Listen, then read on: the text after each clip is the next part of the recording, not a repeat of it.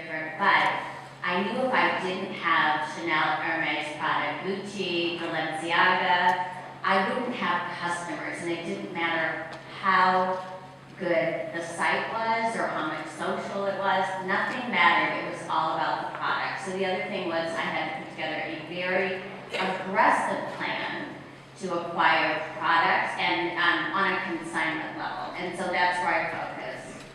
So the interesting thing to me is that at that end of the business is a real sort of real touch kind of part of the business, right? I mean, it's very personal.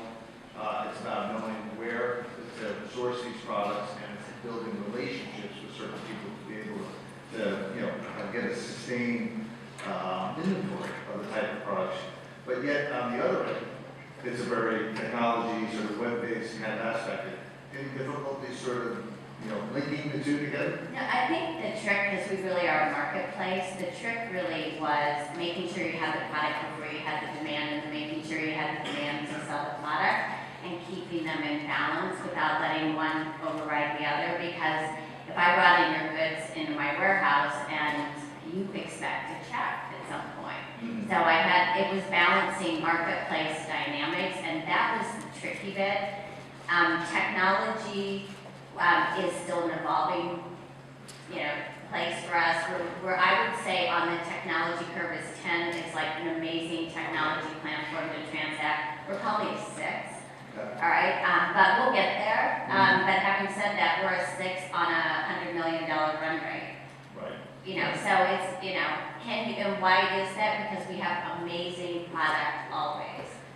So again, going back to sort of sense of urgency, and once an idea is out there on the internet, you're starting to be real. It can be eroded pretty quickly. Others can sort of copy that. So your initial mantra, was it sort of testing the market, or was it I'm going in full force? No, I'm sort of a full force person. Yeah.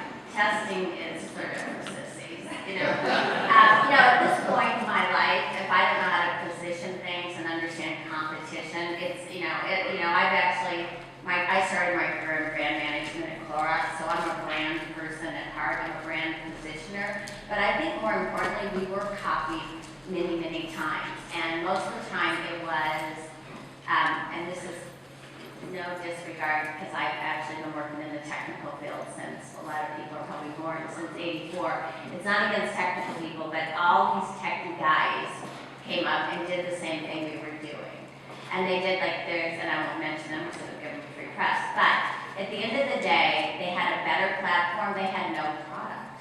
Their product was horrible. And so, that to me is your consumer insight. If you're selling mostly to women, what do women want to buy? Most of them don't want to buy a used t-shirt. They want Chanel. They want product. They want Balenciaga. And no one focused on product. So we had lots of people, and we still do, coming out.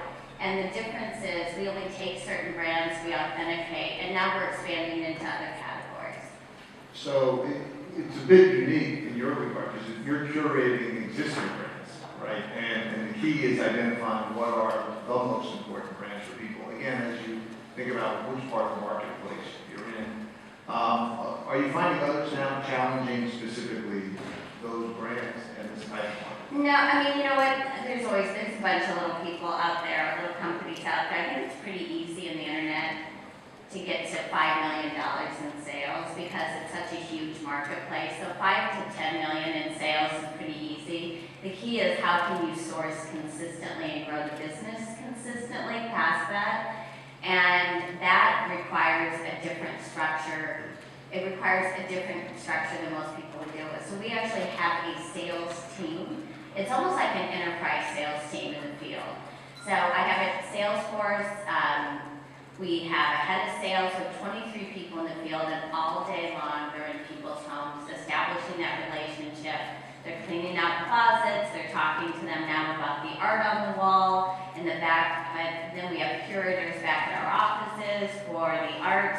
We have authenticators back. So our sales team walks in. They really are a service organization, and they walk into people's homes with a list of products we know we can sell, what prices we can sell at, the velocity we can sell at, and they just all day long visit and it's really, so we have, and we're only going strength to strength. So right now we're in every major market, and that's a huge competitive advantage. And it's, you know, it's a big team to manage. They all have quotas, so, and their quotas are weighted toward what sells. So in your instance, are your customers also your sourcing too, right? Yes, I mean, and you know, you're that's sort of the a beauty. symbiotic. So there's almost every one of our consigners has bought on the site, and usually after we leave their home, they're like, wow, they're so picky. They're only taking the last 2 or 3 years worth of items. We don't take things that show visible wear because the standards are higher on the internet. And so when they see that, then they're very comfortable transacting. So we really have a marketplace dynamic. And then we have about 5% of the product that round trips, meaning people buy in the fall and then they consign it in the spring. And as long as it shows little wear, we're happy to take it back. So let's go back again a little bit, maybe particularly for some of the folks who are here today presenting. When you had a big, bold idea, no test market, as you said, for sissies, so it requires pretty big capital investment. You've been very successful at raising capital. What are some of the keys for folks, especially folks in sort of early stages? Sure. I mean, at the end of the day, guys, it wasn't, I'm over 50. Women over 50 have never gotten funded in the Valley ever, so regardless of their background. So you look at it, it really wasn't easy getting funding. So I'm over 50, I'm a woman, and you meet with guys in hoodies that are 30 that you could be their mom. So let's be clear.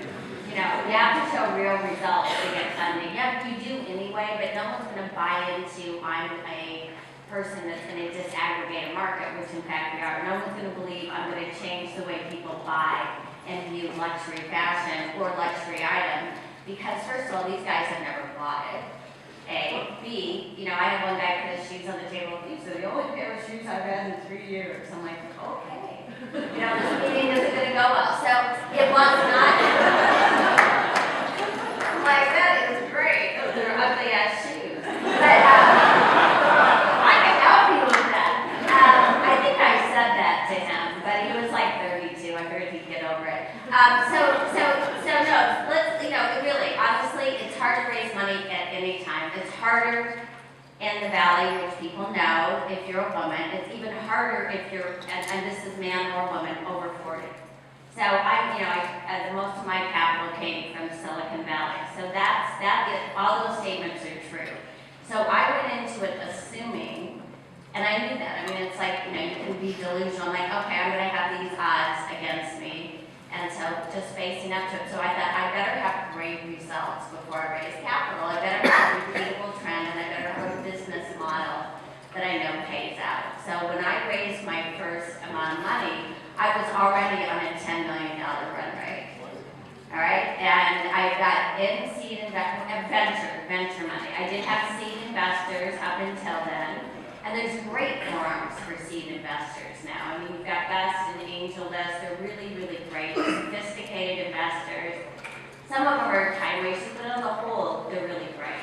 So I raised capital somewhat through AngelList, somewhat through friends and family, self-financed part of it, paid my first employee. In fact, the story is I didn't even pay her minimum wage. She would come in, she's like, look at these employees that want this job for $11 an hour. I'm like, have you calculated your salary? It's like, it's so much less than that. But I also knew what we were doing was going to work. And every time we refined the model and refined our approach daily. And when I had a business that I knew was over a $10 million run rate, I went out and raised venture capital. But I would say everybody has to prove their model. Series A now looks like Series B even 5 years ago. It's much harder. The venture capital world is much less risky, but there are great angel investors, amazing angels. Amazing angels. This is an investment private equity firm actually out in Silicon Valley, I think. Amazing angels, maybe. AngelList and Gus both. I mean, there's just great investors that want to support entrepreneurs and speak your language. And so I would say that, and you can go a long way with seed. I would also say, even with seed, I could have taken $2.5 million. I didn't. I took 1.1 because it's some point you want to play with the big boys if you're building a big business. And seed is great for getting you started. It's not necessarily great for getting you into a high growth mode. So seed in the early stage funding is really about proving concept. It's all and refinement. right. But even when I raised my first seed, I already had money. Right. I already had money coming in. Right. But I think sometimes people focus a little bit too much on the concept, and it's a great idea. But as you said, you really have to prove it. You have to have a proven concept. So you know what? The truth is, ideas are, everybody's got a great idea, and I'm like, I met so many people that came up to me and said, "Oh, I thought of that." I'm like, "Okay, Bob, that's great. You didn't do it." So I mean, at the end of the day, there's a million of those stories out there where people thought of the exact same idea, and honestly, I know that. That's why you have to execute fast and hard. Because if you're thinking it, there are very few original thoughts. And then it comes down to how are you executing? And that'll make the difference between you being a big winner or you being maybe never getting off the ground. So thinking about the real, and it's somewhat self-perpetuating, and it can grow because obviously then people understand you're accessing folks through knowledge of the business and probably other connections and relations. But are there limitations? Is there a limitation in your mind at all? And kind of where is it going in the future? Is it global expansion or is it? Right. We're already, the truth is, if you just go in luxury fashion, there's over $10 trillion in the last 10 years of products in people's, somewhere in the food chain, some in their closet, somewhere, some home, somewhere. So in terms of luxury fashion, and then you add on watches, men's, you add on art, which we just added, which is a $50 billion market. We're actually selling art that our consigners work with us. So it's based on our consigner base. We're not trying to aggregate galleries. We're not trying to do a discovery. We're trying to sell the art that isn't really going to go to auction. All right, but it's beautiful art. The art has it can be curated, a story can be told. So we've got that. So when we look at it now, I think in the U.S. alone, we have over $1 billion potential here. However, we do have a joint venture in Japan and launched 3 months ago. I expect it to be a wholly owned subsidiary sometime in the next 15 months. And that market is sort of an amazing market for luxury.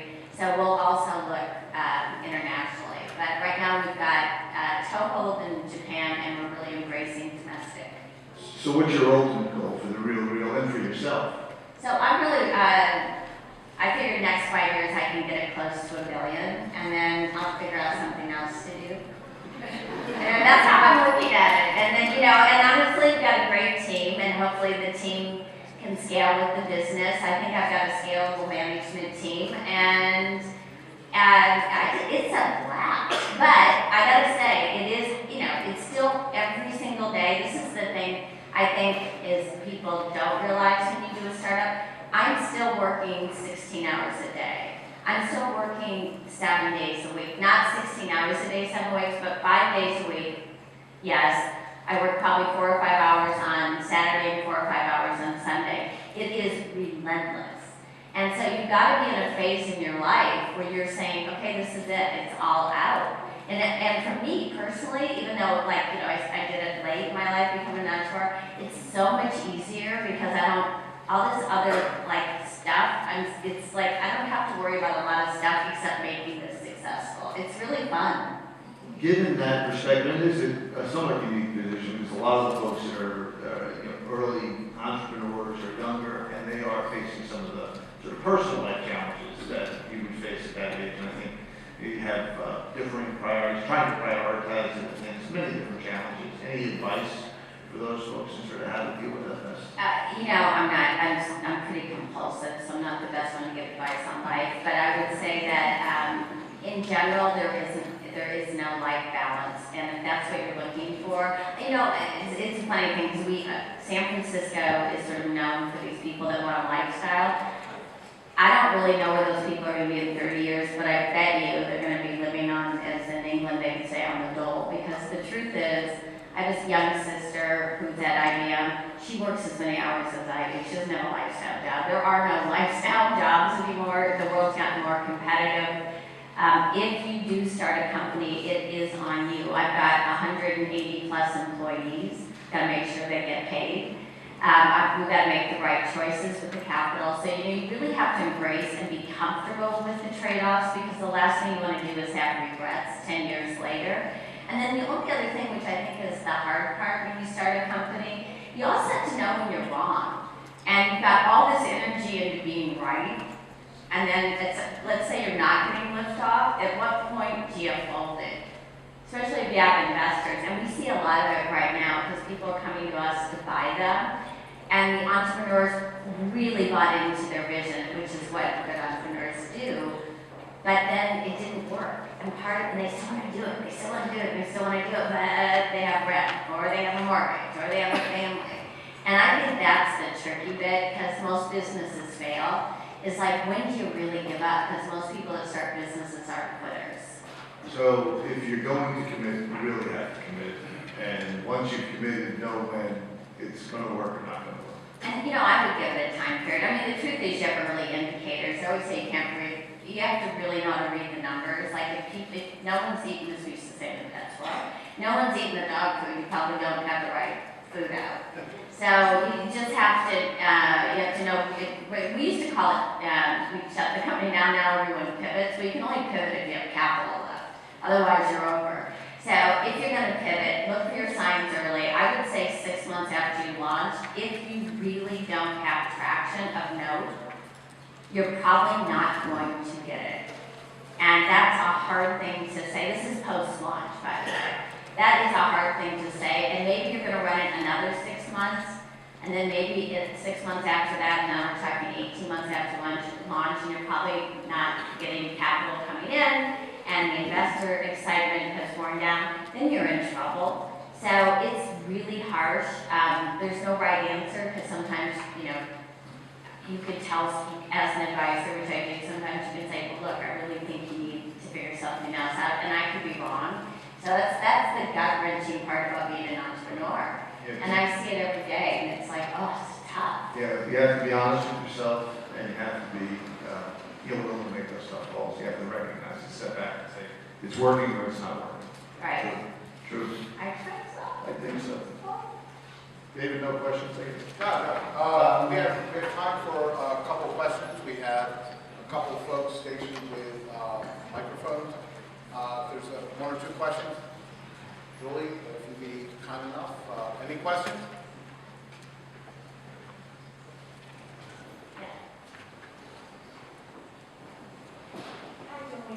Thank you so much for sharing. I just have a quick question. You were talking about capital, and you said you already had your capital. But my question is, how did you get the initial start? Was it self-funded? I mean, before you even got to the 10 million, was it self-funded or loans or friends, or how was that first part to get there?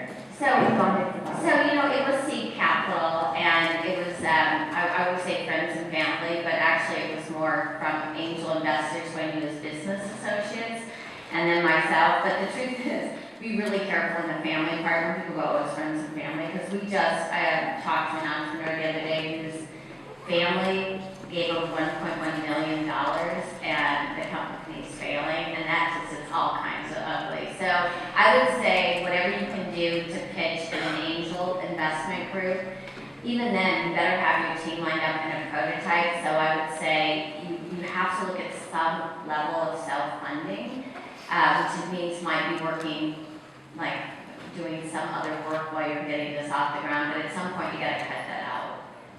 But do be careful in taking money from family if your family has money, because if it goes wrong, I just saw a really sad case, and no one wants to disappoint their dad. Any others? All right, well, I want to thank Joe Welter of Deloitte, and of course our award winner. Julie, thank you so much for coming out. And so proud to have hosted you 2 years ago, $500,000 at the time, and over $100 million run rate. That's unbelievable. But next year, hopefully, the curse doesn't continue. No, no, no, no. Thank you, Ashlog, for introducing